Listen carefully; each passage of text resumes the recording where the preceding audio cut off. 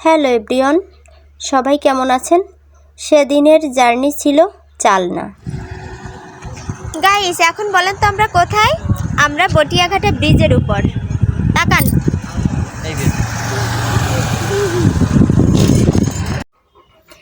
বটিয়াঘাটার ভিতর দিয়ে আমরা চলে যাচ্ছি চালনাতে।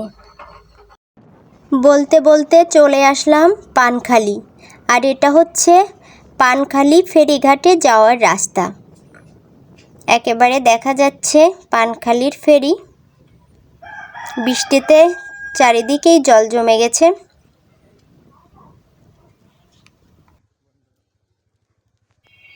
এবারে আমরা ফেরিঘাটের টাকাগুলো মিটাবো। আমাদের দুইজনের ভাড়া। টাকাগুলো মিটানোর পর এখন চলে যাচ্ছি সেই পানখালির ফেরিঘাটে। আর এখানকার অস্থির ভিউ, আর দেখেন কত সুন্দর করে করা। আর এখানকার পরিবেশটাও খুবই ভালো ছিল। এই তো আমরা ট্রলারে উঠে পড়েছি।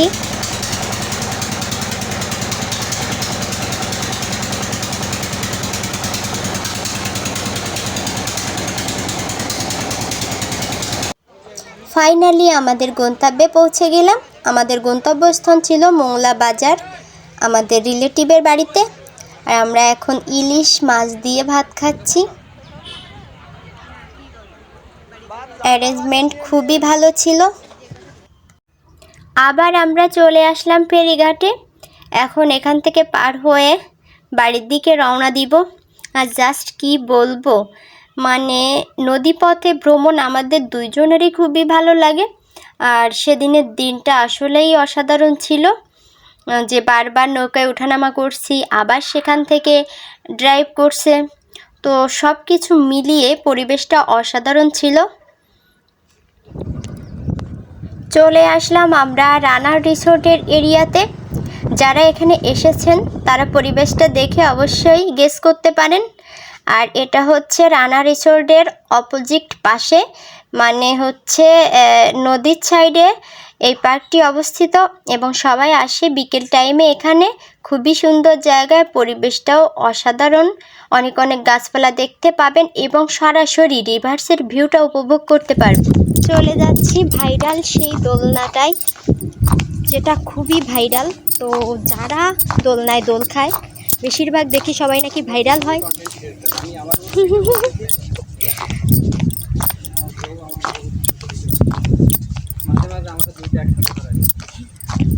প্রায় চলে আসছি কিন্তু দোলনার কাছাকাছি। দোল খেতেই হবে, তাই যে এই যে দোলনা। আর এদিকে বরবাবু পিছন থেকে ক্যামেরা করছে। দোলনায় দোল খেতে খুব মজা লাগছিল, কারণ সেই রকম বাতাস ছিল এখানে। বাতাসে একেবারে উড়ে যাচ্ছিলাম। দেখেন বন্ধুরা, নদীতে কি পরিমাণে ঢেউ হচ্ছে। নদীটা কিন্তু বেশ বড়।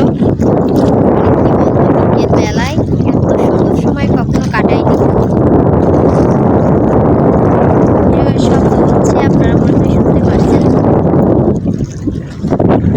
আজকের মতো আমাদের ঘোরা এখানেই শেষ। এখন আমরা বাড়ি যাচ্ছি। এই যে বরবাবু, এখন বাড়ির উদ্দেশ্যে রওনা হব, তা না হলে অনেক রাত হয়ে যাবে বাড়ি যেতে। খুব সুন্দর সময় কাটালাম আজকে।